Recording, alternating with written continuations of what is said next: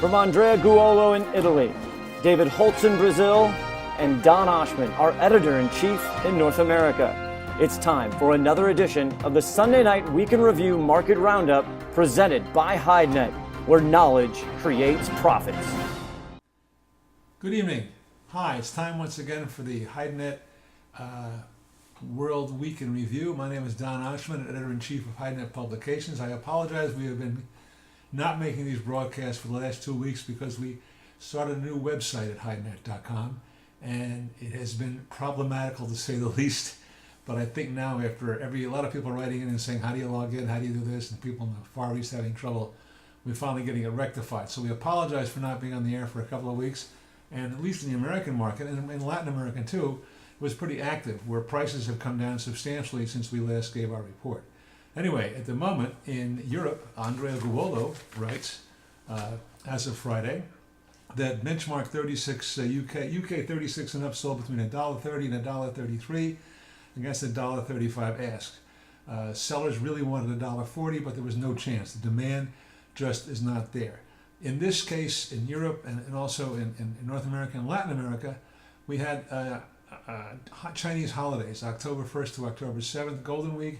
In the same period of time, tanners in Korea were off a day or two, Taiwan, the whole area.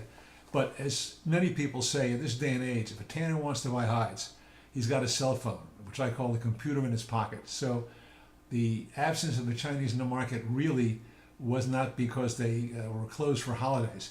The reason is there's not enough demand for Chinese tanners to buy that many hides. Some, yes, but not like they have been, at least a year ago or 6 months ago. Anyway, in veal skins in France, the top veal skin prices are firm and stable. Lower grades continue to be in low demand. I can't say no demand, less demand. But at the moment, there's not a very big slaughter of veal skins, so that helps keeping an equilibrium in that prices. European bulls also are facing fall lower slaughter. It always happens as the weather gets cold, slaughter goes down on the European bulls, and there's just enough to satisfy automotive demand, which is keeping prices firm. In general, Andrea writes that European production overall is down about 70%, except those who are dedicated to automotive, which is down 90%. But even automotive is down a little bit. Again, prices are relatively stable because of lower supply. In North America this week, pretty exciting news in the sense that Texas steers, the largest selection we make here in North America, dropped $4 to $5 in this last week. That's huge. That means that it's now $68 and $69 CNF for a 64, 66 pound heavy Texas steer. That matches the lows of July and the lows of 2015. And if we had a bet today, what's going to happen this week? It's going to get lower still and go below those levels unless China comes in. We don't think they will, but there's no guarantees. Branded steers were also down $2 to $3. Butt branded steers and heavy native steers down $2. And for those two selections, that was also the low of 2015, which was hit before in late July and now was also achieved this past week. And again, we would not bet that those prices are going to come back this week. We think in the week ahead, we think they're going to go lower. But read HideNet and find out. U.S. beef demand also, we reported this week, is at a 1970 low. Here we've got slaughter, which is down 6.2% for the year compared to last year, which means 1.4 million less cattle and less hides. 1.4 million less. And still, there's more cattle than is necessary to keep the hides prices from going down, and also to satisfy consumer demand, which is the bottom line why hides are produced and cattle are produced and slaughtered. Latin America, Brazilian TR1 sold down this week. Very, very fine productions. David Holtz was in China and reported sales of $1.15 CNF for a very top quality TR1. Yet in Europe, we're hearing prices from $1 to $1.05.